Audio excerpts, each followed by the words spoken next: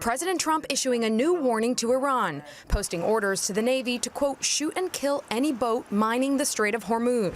President Trump said a large armada of U.S. warships heads toward Iran, quote, just in case. The most lethal, most complex, and most precise aerial 2:14 local time, near Bandar Abbas. The water in the Strait of Hormuz looks flat, black, almost peaceful. Tankers crawl through the shipping lane under running lights. Iranian patrol craft hug the coastline. U.S. Navy Super Hornets slice through the darkness above it all. Engine steady, routine mission, routine night. But in less than 60 seconds, that calm air turns into an execution zone. 4 Iranian surface-to-air missiles are about to rise from the coast. What happens next will show exactly how fast modern air combat has become. The setting matters. Bandar Abbas is not just another port city. It is one of Iran's most strategically important military hubs, sitting on the northern edge of the Strait of Hormuz, the narrow choke point through which a huge share of the world's seaborne oil trade moves. Iranian Navy facilities are there. IRGC naval assets are there. Coastal missile batteries can influence everything passing through that water. On a tense night, every radar sweep, every radio transmission, every turn of an aircraft means something. Now imagine you're here. You're strapped into the front seat of an F divided by a -18E Super Hornet, visor down, oxygen flowing, carrier deck launch already hours behind you. You're flying combat air patrol with a wingman, 2 jets, 4 crew members total, pushing through humid Gulf air at high subsonic speed. Below you, dozens of commercial vessels. Behind you, a U.S. carrier strike group operating in support of regional deterrence. Farther out, an E-2D advanced Hawkeye is feeding the air picture. Somewhere beyond that, an Arleigh Burke-class destroyer is tracking more of the battlespace than any pilot can see with his own eyes. This is the geopolitical pressure cooker. Real tensions. Real platforms. Real doctrine. The fictional part is what happens next. On the Iranian side of the coast, a mobile air defense detachment has been dispersed among hardened positions and camouflaged launch points outside Bandar Abbas. Think real-world systems with familiar signatures, a Sevom Khordad battery for medium-range engagement, supported by shorter-range point defense and passive sensors designed to avoid constant radar emissions. Their mission in this scenario is not to win a war in one night. It is to send a message. Create an incident. Force a reaction. Show that U.S. aircraft near Iranian airspace are never untouchable. And from their perspective, the opportunity looks perfect. The American fighters are not over land. They're operating over congested maritime space, close enough to the coast for a quick ambush, far enough from the carrier to make the first few seconds purely a pilot problem. Iranian planners believe they can light the radar late, fire fast, and disappear before the response cycle closes. 4 missiles. 2 aimed at the lead jet, 2 at the wingman. Shoot, relocate, survive. That's the calculation. Not a battle. Not a campaign. A brief, violent demonstration. They think the darkness helps them. They think the clutter of commercial traffic helps them. They think limited exposure means limited retaliation. But there's a problem with that plan. What they didn't account for is information dominance. The US air picture isn't built from one radar and one pair of eyes. It's a fused network, airborne early warning, shipboard Aegis tracking, electronic surveillance, cockpit threat receivers, data links, and operators trained to process all of it under pressure. While the Iranian battery believes it is stalking prey, multiple American systems are already watching for the signs that usually come just before launch. Brief emissions, thermal blooms, pattern shifts, a tiny break from discipline. The ambush is real. So is the net waiting for it. At 2:14 and 18 seconds, one of the Iranian sensors goes active just long enough to firm up the track. That tiny burst is all it takes. On board the E-2D, consoles flicker. On the destroyer, the track file updates. In the lead Super Hornet, the AN/ALR-67 threat warning receiver suddenly changes tone. If you've never heard it, imagine a sound designed to turn your spine to ice. It means somebody ashore isn't just watching anymore. They're solving the firing problem. 4 seconds later, the night breaks open. 4 missiles leap from coastal launchers near Bandar Abbas in separate plumes of orange-white fire. Not 1. Not 2. 4. The first pair climbs hard, then pitches toward the Gulf. The second pair follows on a slightly offset geometry to complicate defensive maneuvering. From the cockpit, you don't see cinematic trails at first. You see symbols. Audio warnings. A weapons officer's voice in your headset. Then distant flashes at the horizon. Then speed. A lot of speed. Could you make the right call with seconds to spare? The lead pilot does what training burned into muscle memory tells him to do. Brake turn. Descend. Separate. Force the missiles to solve a changing picture. The two Super Hornets split their formation, one banking hard left and low, the other climbing and turning right to widen the intercept geometry. Chaff ejects into the night. Fiber optic towed decoys stream behind the aircraft. Engine noise becomes violence. Your chest is pinned. Heart pounding. This is real now. At the same moment, the wider network wakes up completely. The E-2D broadcasts missile launch warning across the formation. The nearby EA-18G Growler, already orbiting as electronic support, pivots from passive coverage to active disruption. Jamming energy floods the likely engagement bands. On the destroyer, Aegis baseline software refines the tracks and predicts their paths. At Al-Udeid, the regional command picture updates in seconds, not minutes. Pilots are no longer alone with 4 inbound threats. The whole architecture is in the fight. Missile 1 is the first to wobble. Its guidance is fighting through electronic interference, decoy signature confusion, and the target's violent change in aspect. What looked clean from the coast is dirty in the sky. The missile overshoots by just enough, slicing through empty air behind the wingman and detonating wide. A flash. A shockwave. No hit.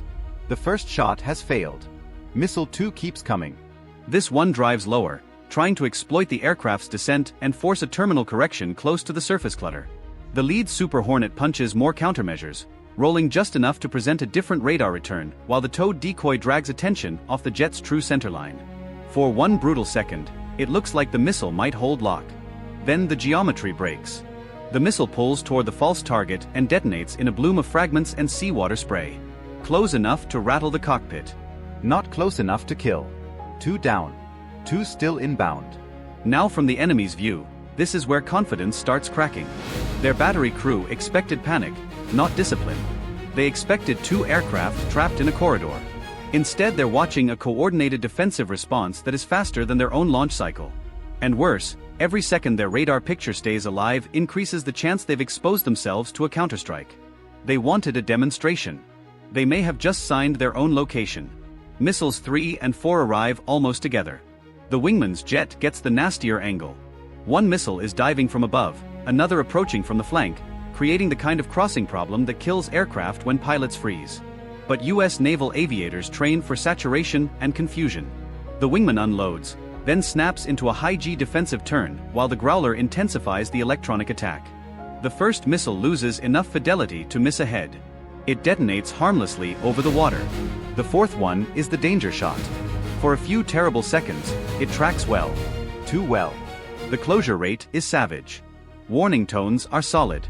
The aircraft commander does not have the luxury of elegant tactics now.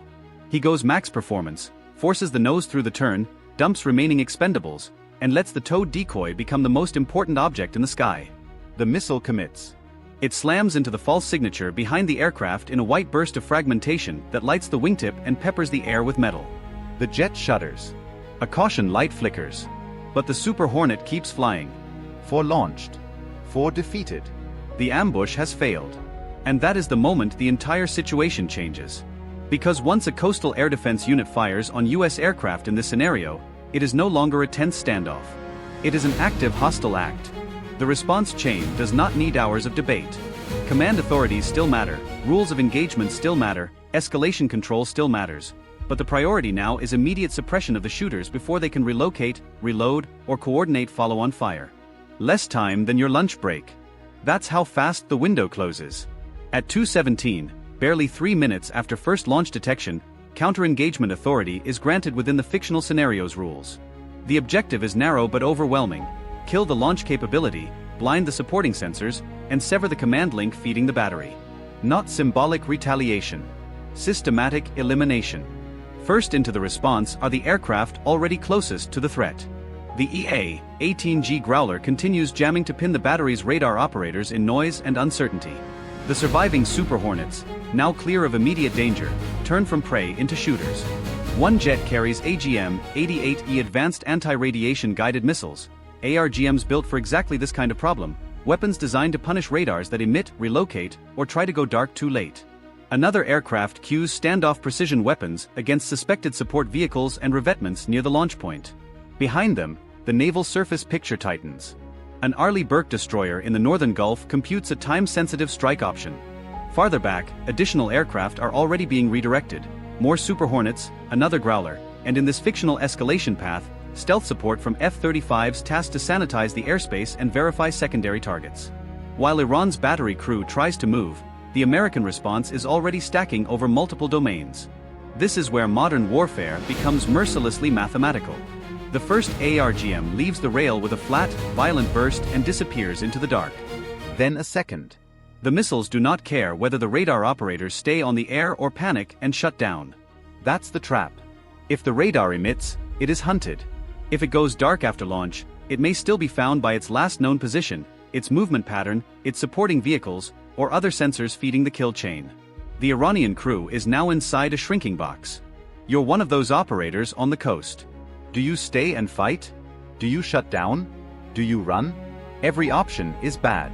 At 2:21, the first impacts hit outside Bandar Abbas. One anti-radiation missile slams into the fire control radar vehicle, shredding the system's ability to guide any follow-on engagement. Seconds later, a second strike tears through the launcher area. Fuel, wiring, hydraulic systems, reload equipment, gone in a single eruption. Nearby support trucks scatter, but the overhead picture is relentless. Infrared sensors catch movement. Electronic signatures betray surviving emitters. A third wave of precision attack follows, smaller, colder, cleaner. This isn't spectacle. It's a purge of capability. And the response does not stop at the launchers. Command nodes matter. Communications matter. The battery fired because somebody enabled it, queued it, and expected to retain control after the shot. That assumption becomes the next casualty. Additional precision strikes hit relay points and local command infrastructure tied to the engagement chain. A mobile battery can survive by moving. It cannot function if its eyes, ears, and commanders are systematically erased from the picture. Meanwhile, over the water, the two Super Hornets stabilize and assess. One aircraft has superficial fragmentation damage from the near miss. No crew lost. No jet down in the Gulf. That matters strategically as much as tactically. If one aircraft had gone into the water, the crisis would already look different. Search and rescue. Media shock. Escalation pressure. Families waiting back home. Everything widens. Instead, the pilots are alive, breathing hard, and back on comms. By minute 12, the original Iranian firing position is effectively dead. By minute 18, nearby support elements are broken or abandoned. By minute 26, the broader area around the ambush site is under such intense surveillance and strike pressure that any surviving launcher crew faces a choice between flight and destruction. This is the flaw in bad doctrine under political pressure. Iran, in this fictional scenario, tried to score a tactical headline with a limited salvo. 4 missiles. Fast ambush. Instant symbolism. But they aimed at an opponent whose response is built around integration, not just firepower. The pilots were only one layer. The jammers were another. The Hawkeye was another. The destroyer another. Regional command another. Stack those layers together and the target stops being 2 aircraft. It becomes the entire hostile system that dared to pull the trigger. Final tally in this fictional engagement: 4 Iranian SAMs launched. 4 defeated. 0 US aircraft lost. 1 Super Hornet damaged but recoverable. On the Iranian side, 1 air defense battery rendered combat ineffective, associated radar and launcher elements destroyed, supporting command links severed, and local operational freedom near Bandar Abbas sharply degraded. Strategic impact? The ambush gains seconds of drama and costs months of capability. And the whole thing, from first hostile emission to effective destruction of the battery network, takes just 42 minutes. 42 minutes. Less than a movie episode. Less than a long commute. In that time, a unit that thought it could take a shot and vanish is found, fixed, and functionally removed from the fight. That is the lesson here. Modern combat near places like the Strait of Hormuz is not only about who fires first. It is about who sees first, connects first, decides first, and adapts fastest under pressure. There's another lesson too. People love to talk about individual weapons as if one missile, one jet, one radar changes everything. It doesn't. Systems change everything. Training changes everything. Discipline under stress changes everything. Those 4 American aviators survive in this story not because of luck alone, but because they are part of a machine that turns information into action faster than the ambush can unfold. And that should change how we think about deterrence in the Gulf. Because a narrow body of water bordered by heavily armed shores is exactly the kind of place where leaders can convince themselves a small strike will stay small. History says otherwise. One misread signal. One burst of confidence. One hostile launch. Then the escalation ladder appears under your feet whether you wanted it or not. The side that treats war as theater usually discovers, too late, that the other side treated it as a kill chain. So could something like this happen in the real world? The exact event is fictional. The systems are real. The geography is real. The timelines are brutally plausible. And the central truth is real too. In modern warfare, the unit that reveals itself for a dramatic moment may be signing its own death warrant if the enemy owns the network above the battlefield. That is why this scenario matters. Not because 4 missiles nearly changed the region, but because they failed to. Because an ambush designed for headlines turned into a demonstration of how layered defense, electronic warfare, and rapid authorization can crush a local attack before it becomes strategic leverage. Not chaos. Not panic.